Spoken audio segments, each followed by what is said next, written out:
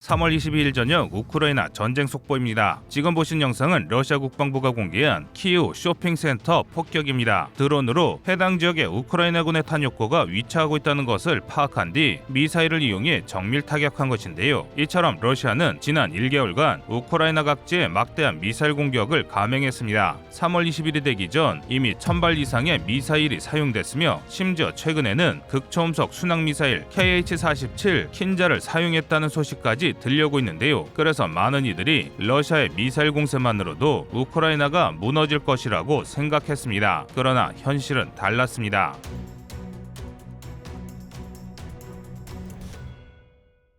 개전 첫날 러시아가 제압했다고 당당히 자신하던 우크라이나의 방공망이 정상적으로 가동하며 러시아군의 미사일들을 격추했고 우크라이나로 서방의 지원이 끊임없이 지원되면서 미사일로 파괴한 것보다 더 많은 탄약과 장비가 우크라이나군에 배치되고 있습니다. 이는 러시아의 공격력보다 우크라이나의 회복력이 빠른 것인데요. 심지어 이제 러시아는 미사일을 생산할 능력이 없습니다. 군사에 대해 잘 모르시는 분들이라도 쉬이 짐작하실 수 있을 테지만 미사일은 굉장히 정밀한 무기입니다. 아주 정확한 자이로스코프와 GPS 유도 장치가 있어야 정확히 물체를 맞출 수 있기 때문인데요. 그런데 바로 이 정밀 부품에서 러시아의 기술과 생산력은 옛소련 수준을 크게 벗어나지 못했습니다. 한마디로 그리 대단할 게 없다는 것인데요. 그래서 러시아는 미사일 제조에 필요한 상당 부품을 서방에 의존해왔습니다. 그런데 이 부품 공급망이 완전히 차단됐습니다. 러시아가 자체적으로 만드는 부품으로는 현대전에 적합한 성능의 미사일을 만들 수 없을 뿐더러 러시아군이 원하는 생산량을 절대 맞출 수 없는 상황입니다. 게다가 이게 끝이 아닙니다. 어나니머스에 의한 사이버 공격으로 러시아판 GPS인 글로나스의 오류가 굉장히 심각합니다. 3월 3일부터 본격화된 이들의 공격 때문에 상용 GPS를 쓰는 부대가 나왔을 정도인데요. 22일 현재를 기준으로는 글로나스는 복구된 것으로 보이나 그다지 좋은 상황은 아닌 게 분명합니다. 이래서야 미사일이 있어도 쏘기가 쉽지 않은데요. 당연히 진격은커녕 반격을 개시한 우크라이나군의 진격을 차단하는 것조차 쉽지 않습니다. 한마디로 러시아는 현재 아주 심각한 사면초가입니다. 이를 증명하듯 러시아 언론 콤소몰카야 프라우다에서 러시아군의 피해가 전사 9,861명, 부상 16,153명이라는 보도가 나왔습니다. 해당 기사는 순식간에 수정됐으나 수치가 너무 정확해 사실이 아니냐는 논란이 일고 있는데요. 사실 여부를 떠나 우크라이나가 승세를 굳히고 있는 것은 분명해 보입니다. 마리우포 함락 직후 근방도시 코필리우에서 러시아군이 항복했다는 소식도 있는데요. 우크라이나 정부는 러시아와의 평화협상에서 중립국주의는 인정할 수 있어도 크림반도와 돈바스 등 우크라이나의 영토를 내줄 생각은 절대 없다는 것을 분명히 밝혔습니다. 이는 우세한 전황에서 나오는 자신감으로 보이는데요. 이에 따라 러시아군의 생화학 무기 사용이 가시화되고 있습니다. 재래식전력으로는 승전은커녕 우크라이나 땅에서 러시아군이 전멸하게 생겼으니 대량 살상 무기로 승부를 보려는 것입니다. 이에 대한 정보들이 속속 들어오고 있는데요. 3월 21일 미국 바이든 대통령은 인터뷰를 통해 러시아가 생화학 무기를 사용할 명백한 징후를 포착했다고 밝혔습니다. 러시아가 우크라이나 침공을 전면 부인하던 2월 중순에 러시아의 침략을 정확히 예견했던 미국이 이렇게 적극적으로 나설 정도라면 이는 정말 명백한 징후가 포착됐다고 볼 수 있는데요.